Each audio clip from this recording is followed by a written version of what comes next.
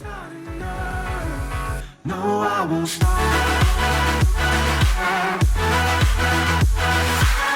Make sure you check out my sponsor, Cyberpower UK. As always, the link is down in the description. So what is going on, guys? Welcome back to another Fortnite Battle Royale video here today on the channel. Today we have a lot of information regarding the future of the game, and let me tell you, it's looking pretty good. So the developers are working very hard on bringing a lot of things to Battle Royale. It's looking amazing, and we do have a lot of information which I do want to share with you today. If you do want to read any of this yourself, I'll leave a link down in the description. You can go ahead and click the link and check it out for yourself. So the first thing they are going to be addressing is playing with friends. Now, they mentioned that duos and squads are best when you can play with friends, but they realize that their existing social features make it harder to make and find friends while playing the game. So they're going to implement some ways of where you could potentially play or make friends with new people in game and add them to your friends list and then play in the future. So whether it'll be some kind of way to talk to them in game and communicate with them a little bit better, to actually then have a good time with them, play with them, and then add them as a friend and play in the future. We're not exactly sure, but they do also address that certain regions don't actually have the duos playlist yet, which I didn't realize. So they're actually going to be working on making sure that that's available for everybody.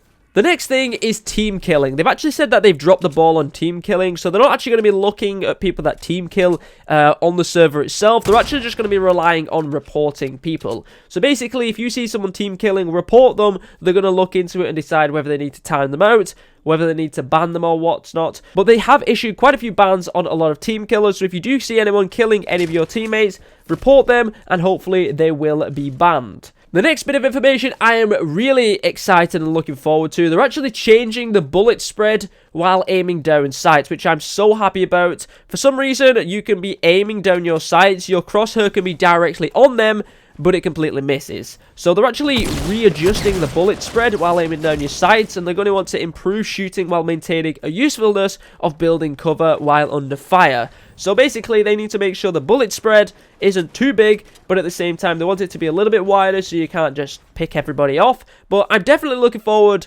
to actually testing out the new bullet spread, because right now, it's a huge issue for me. My crosshair's on them, but for some reason, it's just not hitting them. So hopefully, this new bullet spread means that we're actually going to be able to hit our targets when we should be, and it's going to be a lot better. So they are still tweaking it a little bit, but nevertheless, it's actually going to be a little bit better in the future. They're also going to be reworking the inventory, and we do actually have a little screenshot of this, which is very interesting. So they're making it so you can actually see exactly what materials and items you've got. So you can see at the top here we have traps and resources, then we have ammo, and then equipment at the bottom. Also, if you're on PC, you can just drag an item and drop it out of your inventory to drop it, and I believe they are also making ways to make it a lot quicker on console, so you can rearrange items in the quick bar with the controller easier and simpler.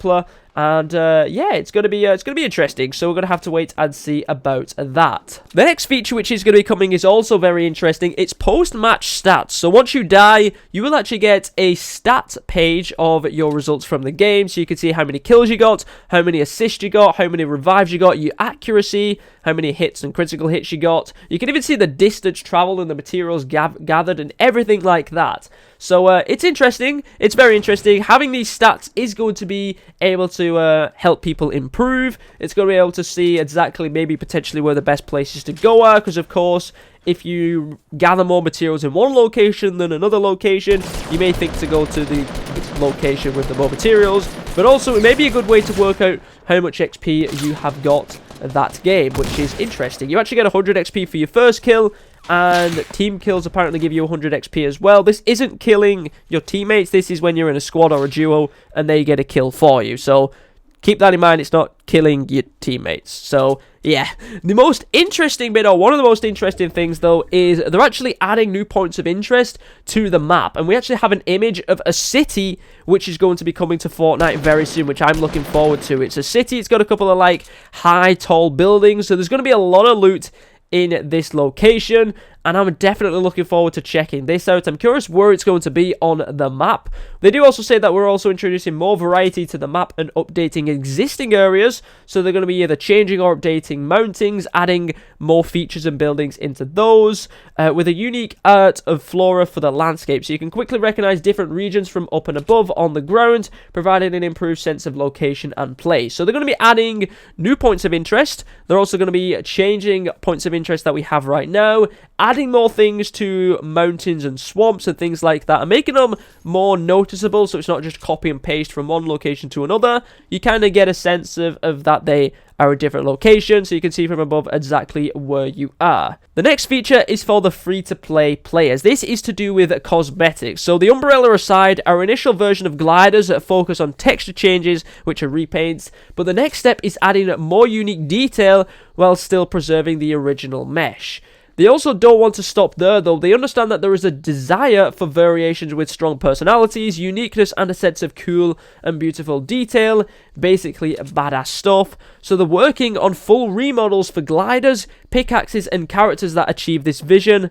And please check the store for updates, but we do have more information on where I believe they are actually going to be increasing the amount of kind of like rewards you can get. The season store, we are significantly involved in the concept of the season store. The next season will combine a single purchase pass system containing tons of loot that can be acquired as you play and complete quests.